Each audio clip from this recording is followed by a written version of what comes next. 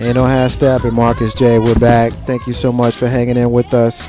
To get in on the discussion, give us a call, 804-726-3430, 804-726-3430. I want to give a special shout out to a friend of mine up in Delaware. It's his first time listening to the show.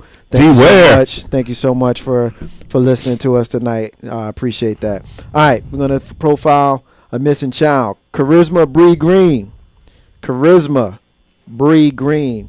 She is a missing and exploited child. Her date of birth is December 31st, 1997.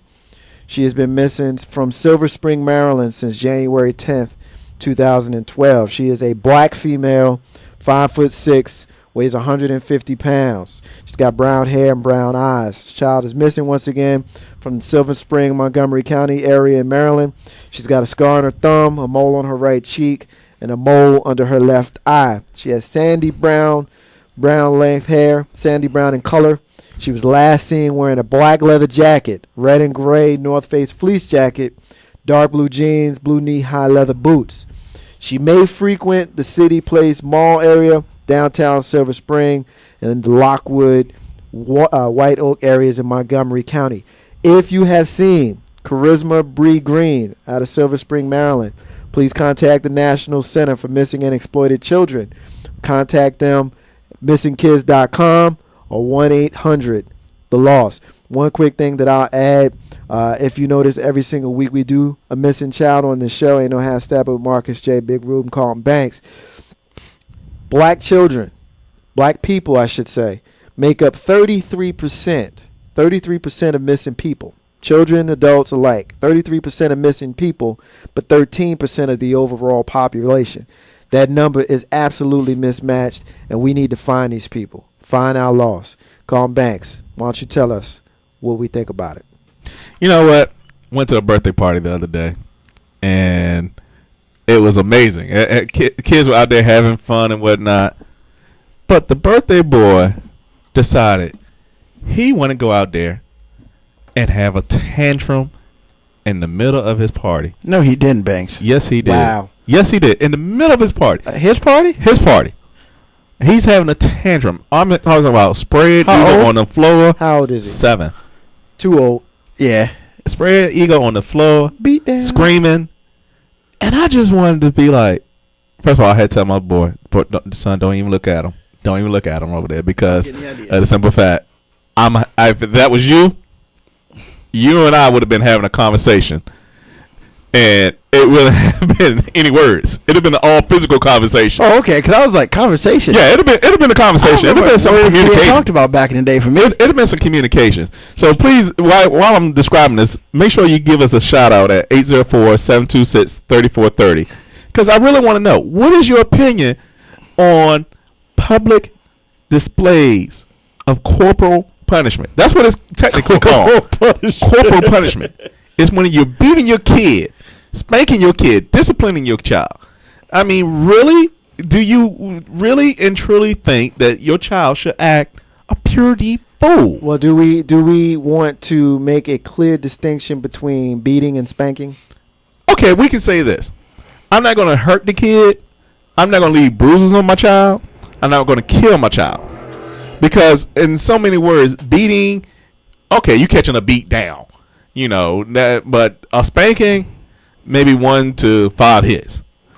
So, we got a call on this one. Let me see what this is all about. Yeah, I mean, I understand where you're coming from. And, you know, me personally, I'm not one to, you know, worry so much about, you know, whether my child is acting crazy in public. We have a lot of those conversations before we even leave the house. So we don't really have to worry so much about that. You know, but if I needed to deal with something in public, and she's sitting here right now, she knows if we need to deal with something in public, we deal with it in public. I mean, it kind of is what it is. We got a caller on the line. Caller, what's your name? Where you calling from? Yo, that's T. Hunt from Delaware. Yo, what's up? My man MJ, good luck on the shout out and congrats on the success of your show. What's up, brother? How you doing, man? I'm doing well, man. I'm doing well. Thank you so much for listening to us. You want to get in on anything we're talking about tonight? Yeah, because, I mean, you said something that I know that you and I both can relate to growing up in Jersey City. There weren't any tantrums being thrown in our era, and that's because the parents that raised us had the fear of God. We had the fear of God in our parents. You know, so we didn't act out, you know, the way that you see some of these kids. But to get to the question that you addressed, you know, about the public display, I really can't relate because my daughter already knows that if she acts out like that, there will be more than just a conversation, as your partner indicated to. That's what's up. But yeah, man, the disciplining the kids is just totally different now. They're so lax with the way that they're raising kids. You're more likely to see things like that as opposed to when we came up. Yeah, I mean, you know, I think we've all been in that mall where we saw that little child throw himself onto the ground and have a moment, T. And I'll be honest with you, when I see it, I cringe. I mean, I guess the daddy in me wants to step in. Obviously, you know, it's not my place. I wouldn't do that, you know. But I do kind of put my face in some kind of way, and I'm having a moment. Like, I'm looking at this parent like, you ain't gonna handle that. I know. Right. Like, tag me in. Yeah. Tag me in, because I'll take it. I mean, you know, it's funny though, because again, when we were growing up, our parents weren't the only ones disciplining us. You know, you might have a parent or a set of two parents out there that's kind of keep an eye on us, you know, running around the streets like there was no tomorrow, and they disciplined us. I mean, I think it was just an entirely different way of child rearing during our era. And I mean, you know, I'm not saying that, you know, parents should straight destroy their kids, but, you know, you need to understand that when you do certain things, there's going to be a consequence. And I think that that's a valuable lesson in life, period, that you become more equipped to make the proper decisions. Am I going to wig out right here in the mall because I'm not going to get the, you know, G.I. Joe with the Kung Fu grip? Yeah. Or am I going to get it together and put my mom in a position to where she's going to want to do that for me because of my behavior? Right. You Right. know what I'm saying? Right. Well, that's a good point, because, you know, if you act right, you may end up being rewarded for acting right. But if you act wrong, you can be sure that you will be negatively rewarded for acting wrong. No question about that, T. Exactly. Appreciate it, man. Thank you so much for the call. Thanks for the support, man. Much love to both of y'all. Appreciate it, bro. it. Have a good one. He makes a good point. I mean, you know, when you leave the house, if you got that child that you need to have that discussion with before you leave, you know your children. Yeah. You know if your child is prone to wilding out, Big Road. If you have that child that you have to have that discussion with before you even leave the house, handle your business. What you think? You know, I tell you like this. And I know we asked Ruben. Ruben, you just too slow. He said Ruben can't relate. He can't relate. Yeah, I mean, he's giving me like the gas face right now. But like, I remember growing up as a child, I didn't just get beat by my parents sometimes. I got beat by my church family. Okay? We went out to, at the time, we had a little ice cream store up at Willow Lawn. Miss Carter, I did something. I don't even remember what I did. But Miss Carter grabbed my ear and pulled me out the store. I'm like, oh my gosh. It was never again would I act up around this lady. In the school system, I had teachers that had, you know, what they call love sticks. They had taped up rulers that over periods of time they would break on a kid because they broke it. real talk, though, try that now. Yeah, you can't do that now. Kids now, man, y'all get away with murder. Y'all just don't know. 804-726-3430. We really want to know what you guys think about this, seriously, because there's this new wave of parenting that says that you don't spank a child. Right. I mean, are you going to do it in public, private? Well, I mean, you know, I don't know that I want it, but matter of fact, I do know. I'm not going to be the parent that wants to embarrass my child because I don't want to break her spirit. Right. So I don't want to do that. But at the same time, I want to make it very clear to her that whatever behavior that she may be displaying at that particular moment is not appropriate. And it really does depend. I mean, everything is not a spankable offense, you know, and there's sometimes situations where you may just need to take a trip to the men's room or to the ladies' room and have a discussion. Or you may need to do some ass whooping while you up in there. Right. But that doesn't necessarily mean you break the child's spirit right there on the spot. Now, I know some people want to talk tough. Hey, you get them right there, right on the spot. Hey, look, I understand that. Mm-hmm. I get that. But at the same time, you want to make a stand or you want to break your child. Which one you want to do? I think there's a way you go about that. You make your point known, but I think that if you really have a handle on your child early enough, after a while, you don't even need to spank them no more. If you pop them real good when they're about 2-3 years old, by the time they turn 8, you don't even need to spank them no more. You just give them the look. Yeah. You just give them the look, and that's it. I asked April P. what did she think. Her favorite line was, "Let's go to the bathroom." Oh my gosh, you gonna carry me to my beating? I guess I might have just stole her line then. Yeah, you might have stole her line. I guess I just stole her line. I got a hit on the Facebook wall. Melinda is telling us it's a different era.